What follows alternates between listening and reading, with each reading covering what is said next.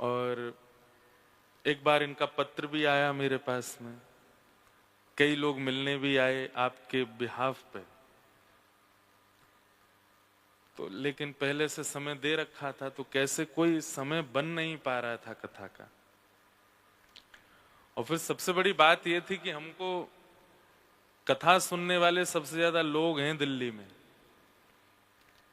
और दिल्ली के लोग सब अभी वो सब चौंक गए होंगे जब वो देख रहे होंगे कि लाइव चल रही है दिल्ली से, लेकिन एड्रेस नहीं पता कहाँ चल रही है क्योंकि एड्रेस दे दिया गया तो फिर हो गया काम। तो सबसे ज्यादा सुनने वाले लोग दिल्ली में, सबसे ज्यादा वृंदावन से प्रेम करने वाले लोग दिल्ली में, वहां पर भी सीमित लोगों में कथा कहना है। तो कथा का एक स्वरूप होता है कि जितना ज्यादा हो सके लाभ मिले लोगों को, क्योंकि हमेशा नहीं हो पाती, बार बार नहीं बन पाता क्रम। तब पूज्य पिताजी महाराज गुरुदेव भगवान से हमने आज्ञा ली, हमारे गुरुदेव कि पिताजी क्या करें, आपका इतना पवित्र भाव है कि कथा सुननी है और समय भी नहीं दे पा रहे हैं और बहुत सीमित लोगों में कथा कहनी है, कैसे किया जाए। तो हमारे पिताजी ने आज्ञा दी कि दुनिया में हर प्रकार के लोग कथा कराते हैं, धनवान लोग कथा कराते हैं, और ये भी जरूरी नहीं है कि धनवान ही कराते हैं। अभी रिसेंटली मैंने कुछ दिन पहले एक कथा की थी, और वो कथा एक सामान्य से पत्रकार ने कराई। जैसे मैं पहुंचा उस स्थान पर तो लेने के लिए जब आए तो मैंने उन्हीं से ही पूछा, मैंने कहा कथा कौन करा रहे हैं? बोले मैं ही करा रहा हूँ। हाफ शॉर्ट्स में थे और टी शर्ट थी। मैं तो देख के पहले मैंने कहा आप सच में बहुत लोग आएंगे, कर लोगे सब व्यवस्था? बोले हाँ महाराज जी, हम पर श्री जी ने कृपा कर दी है। मैंने कहा कैसी कृपा हुई आप पे? तो बोले गलती से मेरे अकाउंट में बहुत सारे पैसे आ गए हैं बोले महाराज जी मैं कोई छल नहीं कर रहा हूं। मैंने कहा तो फिर कैसे कर रहे हो? बोले ये मेरे को वो स्टेशन से मेरे निवास तक लेके जा रहे हैं, गाड़ी में मुझे बता रहे थे। बोले गलती से मेरे अकाउंट में पैसे आ गए, बैंक से मुझे कॉल आया कि आपके अकाउंट में इतने पैसे आ गए। बोले हमने इतनी रकम कभी सुनी नहीं। मैं जब बैंक गया मैंने कहा क्या करना है? तो बोले कि कोई संस्था से पैसे आए हैं। बोले हमने रिवर्ट मैसेज डाला है और संस्था को भी इन्फॉर्म किया है कि आपके यहाँ से इतने पैसे आए हैं इस अकाउंट में, अगर वहां से कोई एक्शन होगा तो पैसे रिवर्ट हो जाएंगे, और नहीं हुआ तो फिर आप क्या करोगे? बोले मैं कथा कराऊंगा और श्री जी की ऐसी कृपा, वो पैसे संस्था को इन्फॉर्म कर दिया, फिर भी उन्होंने लिए नहीं पैसे। बहुत दिनों तक प्रतीक्षा की, जब नहीं कुछ हुआ तो फिर उन्होंने मन बनाया, बोले अब तो मैं कथा कराऊंगा, और ऐसे नहीं कराऊंगा, पूरे शहर को सुनाऊंगा, बड़ी कथा कराऊंगा उसका 1 रुपया भी मैं अपने यूज में नहीं लूंगा। मुझे बस ये है कि भंडारा हो, कथा हो, लोग बाग आए, पेट पूजा भी करें और ज्ञान पूजा भी करें, थोड़ा ज्ञान भी लें। मैं तो उसको देख के मैंने, सच में तुम्हारी कथा तो श्री जी ही करा रही है भैया, तुमको पैसा कहां से आया, किसने भेजा, कैसे किया? तो जरूरी नहीं है कि कथा धनवान ही कराते हैं। पर हमारे पिताजी बोले कि धनवान लोग भी कथा कराते हैं, बिजनेसमैन भी कथा कराते हैं, हर प्रकार के लोग कथा कराते हैं, पर भारत के उच्च न्यायालय से कोई कथा करा रहा है तो फिर मना मत करो, आपको उनको हाँ बोलना चाहिए, क्योंकि सबको सुनाने वाला खुद सुनने बैठेगा, ये बहुत बड़ी बात है इनकी सब सुनते हैं, चाहे वो मिनिस्टर हो, प्राइम मिनिस्टर हो, प्रधानमंत्री हो, राष्ट्रपति हो, चाहे पुलिस वाले हो, कोई भी हो, सबको सुननी पड़ेगी। जो न्याय करना जानते हैं उनको सब सुनता है। भगवान श्री कृष्ण गीता में कहते हैं, अर्जुन विश्व में सबसे कठिन काम क्या है? 2 काम सबसे कठिन है। एक तो स्वयं अध्ययन करना बिना किसी की हेल्प के, ना कोई ट्यूशन ट्यूटर हो, ना टीचर हो, खुद स्वाध्याय सबसे कठिन। और दूसरा, बहुत देर तक मौन रह के किसी और को सुनना, ये बहुत कठिन है, क्योंकि संसार में व्यक्ति सुनाना चाहता है, सुनना नहीं चाहता। तो हमारे पिताजी का ये सूत्र मुझे बहुत अच्छा लगा कि सबको सुनाने वाला सुनने के लिए बैठेगा, मना मत करो। जिनके यहाँ कथा आपने पहले से बोल रखी है रायपुर में, उनको बाद का समय दो। उनका पता है कब का समय मिला है? 2027 में। वो बेचारे बोले महाराज जी बहुत लंबा। मैंने कहा आपके लिए और बढ़िया से करेंगे, और लेकिन अभी ये कथाक्रम हम कर दें। तो बड़ी मेहनत और बड़ी मशक्कत के साथ में यहाँ कथा करने के लिए ये योजना बन पाई है। उसमें भी ये पहली बार हुआ, 9 साल हो गए हमको कथा करते हुए, 2015 से कर रहे हैं। हमारी पूरी टीम अभी ट्रेन में ही है।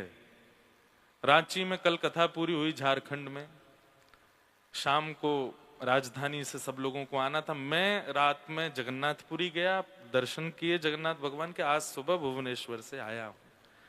तो हमारी पूरी टीम, सारे म्यूजिशियन, हमारी भागवत जी, हमारा माइक का सेटअप, हमारे सब वीडियो वाले, सब लोग अभी ट्रेन में ही हैं। प्रयागराज में इतनी लेट हो गई बीच में, अभी तक कोई नहीं आया है। कहां तक बताएं, हमारे वस्त्र भी अभी ट्रेन में ही हैं, ये भी किसी से मांग के पहन के आए हैं। क्या छुपाना आप सबसे। तो निश्चित ही ये कथा इतनी व्यवस्थाएं अपने आप बनती जा रही हैं, तो यहां पर भी ये कहा जा सकता है कि आप नहीं, श्री जी ही करवा रही हैं। तभी कहीं ना कहीं सब व्यवस्था होने के बाद भी बन पा रहा है सब कुछ।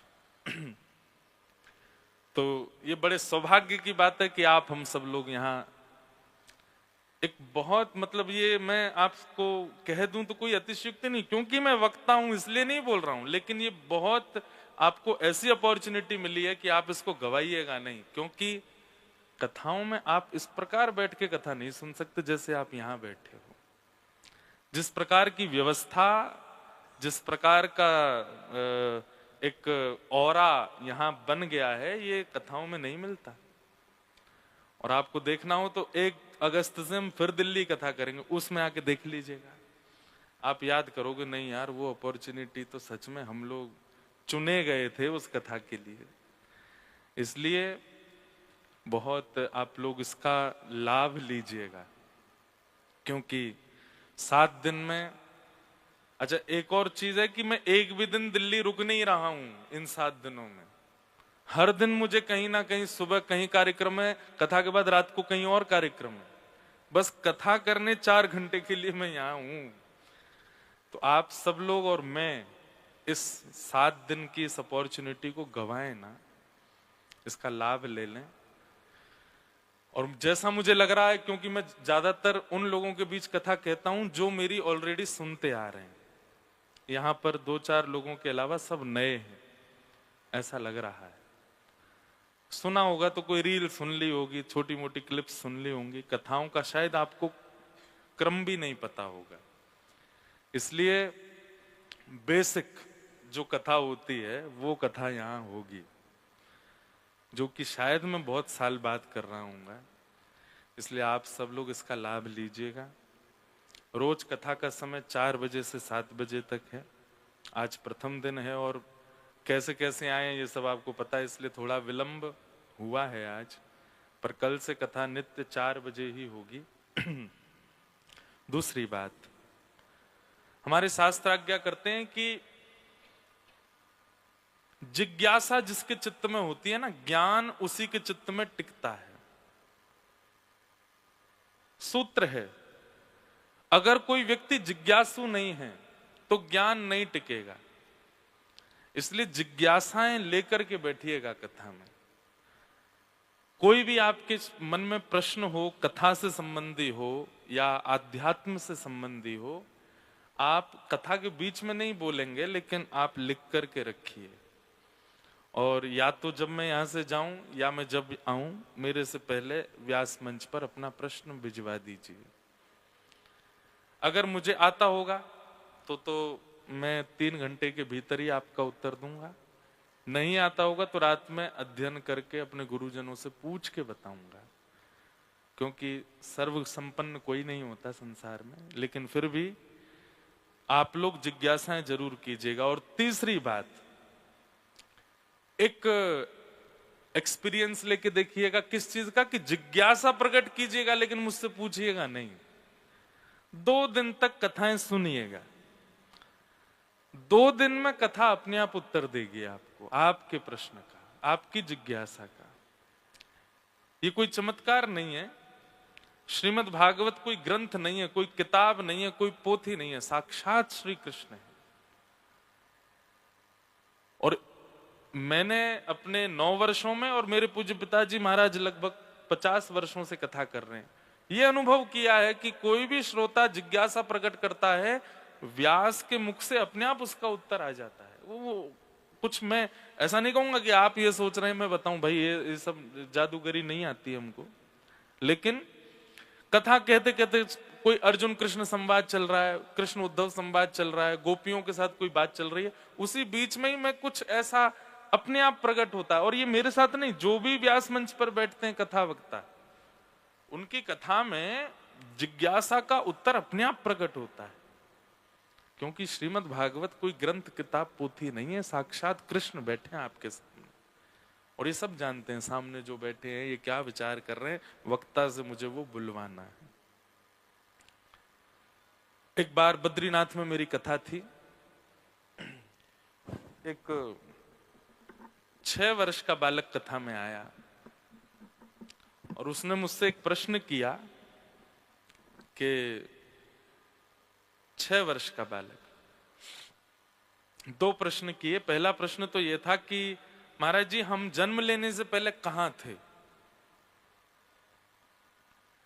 और बोले मैंने कथाओं में सुना आप कहते हैं कि हम भगवान के पास थे, तो फिर हमसे क्या अपराध हो गया जो ठाकुर जी ने हमको धरती पे भेज दिया, खुद से दूर क्यों किया? पहला प्रश्न। और दूसरा प्रश्न उसने कथा से संबंध में किया कि जब अश्वत्थामा को, कथा आएगी तो विस्तार से आप सुनेंगे, अश्वत्थामा ने निर्दोष बालकों को मार दिया, तो अर्जुन जब अश्वत्थामा को मारने लगा तो भगवान ने ऐसा क्यों कहा कि ब्राह्मणों को नहीं मारना चाहिए? और यदि भगवान ऐसा कहते हैं कि ब्राह्मणों को नहीं मारना चाहिए, तो खुद ने रावण को क्यों मार दिया? रावण भी ब्राह्मण था। ये 2 मेरे प्रश्न हैं। 6 वर्ष का बालक ये प्रश्न कर रहा है। पहला प्रश्न का उत्तर तो मैंने उसको तभी दे दिया था, मैंने कहा जैसे हम माँ को बहुत अच्छे लगते हैं, माँ पिता हमसे बहुत प्यार करते हैं, लेकिन जैसी हमारी आयु 4, 4.5, 5 साल की होती तो स्कूल भेजते हैं कि नहीं भेजते? अब ऐसा तो है नहीं कि माँ पूरे दिन घर पे ही रखे, स्कूल भेजती है ना? बोले हाँ। हम बहुत रोते भी हैं, नहीं जाने का मन होता, फिर भी माँ जबरदस्ती बस में बैठा देती है, जाओ स्कूल। क्यों? क्योंकि कुछ समय के लिए जब हम स्कूल जाते हैं, अपनी माँ से दूर रहते हैं, प्रियों से दूर, तो वहां कुछ सीख करके आते हैं, खुद स्टेबल होना सीखते हैं।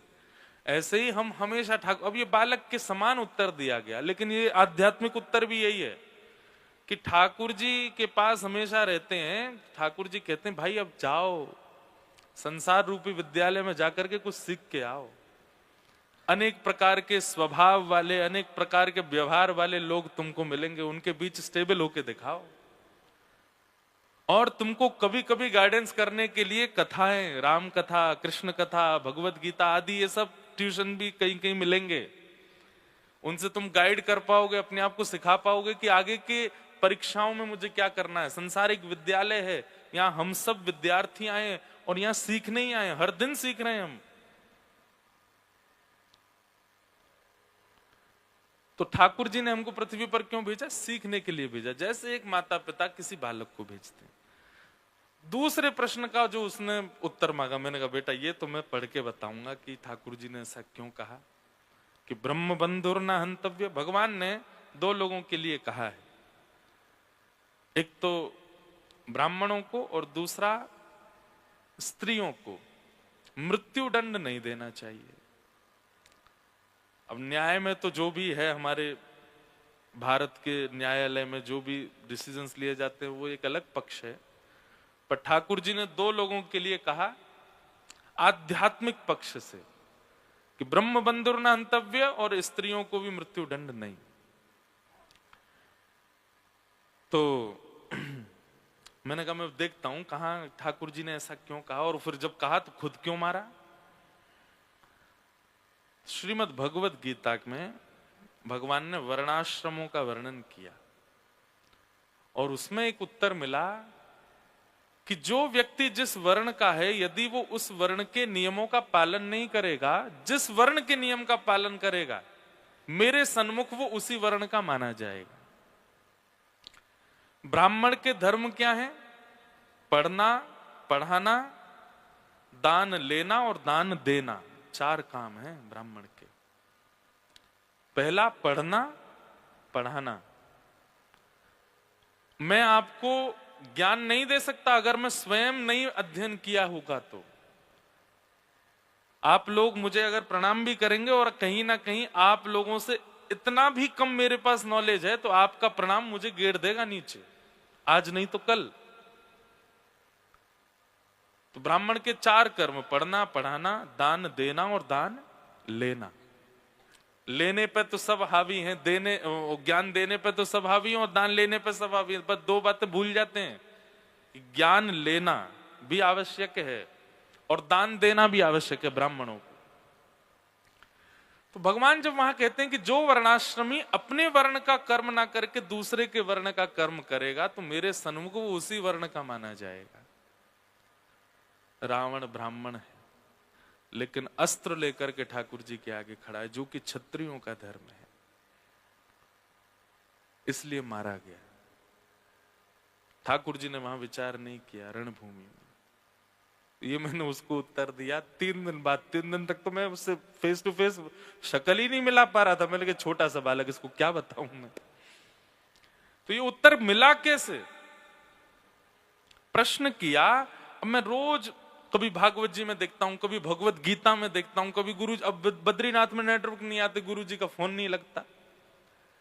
लेकिन गुरु जी ने कहा था कि भाई जिज्ञासा मन में रखो और भागवत जी के सन्मुख जाओ, भागवत जी अपने आप उत्तर देती है।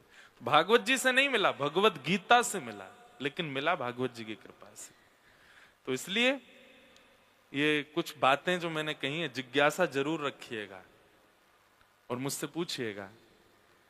नहीं पता होगा तो अगले दिन बताऊंगा, और नहीं तो एक प्रैक्टिकल करके देख लीजिएगा। कुछ सोच करके बैठिए, बस 2 दिन कथा सुनिए, आपका उत्तर मिलेगा, अपने आप व्यास के मुख से प्रकट होगा। तो ये अपॉर्चुनिटी मुझे और आपको बहुत अच्छे से मिल गई है। बिल्कुल हमारा 1-to-1 कन्वर्सेशन चलने वाला है अगले 7 दिन तक। 2 चीजों का विशेष ध्यान रखिएगा।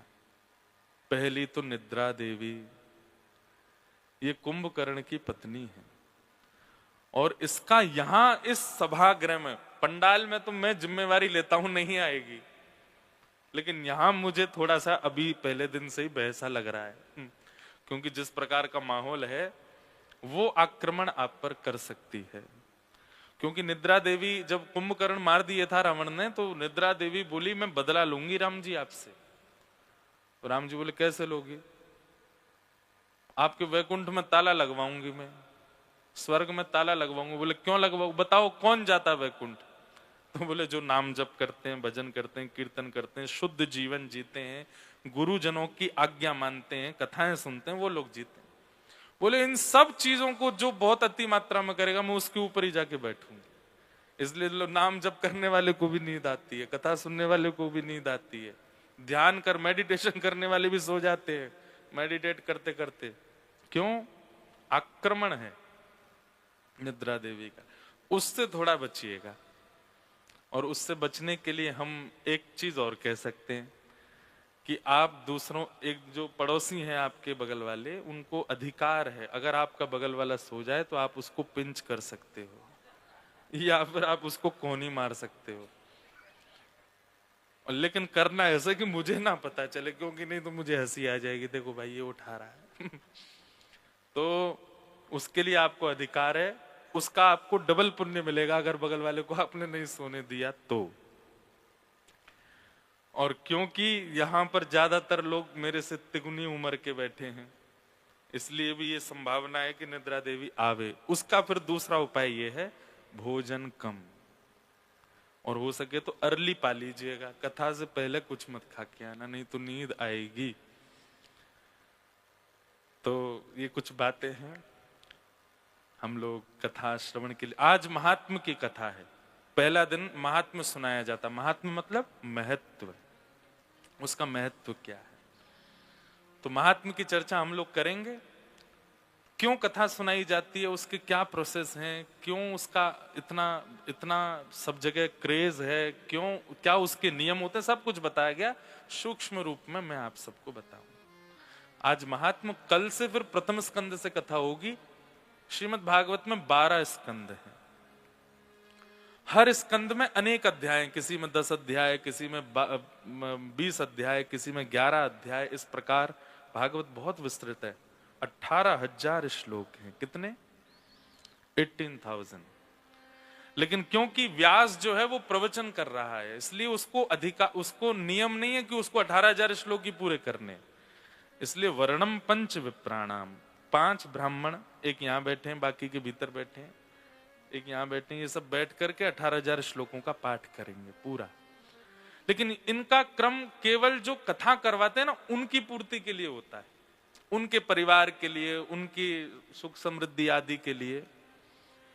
प्रवचन जो होता है वो सबके लिए होता है। यहां पर मुख्य मुख्य श्लोक और मुख्य मुख्य विषयों पर बोला जाता है।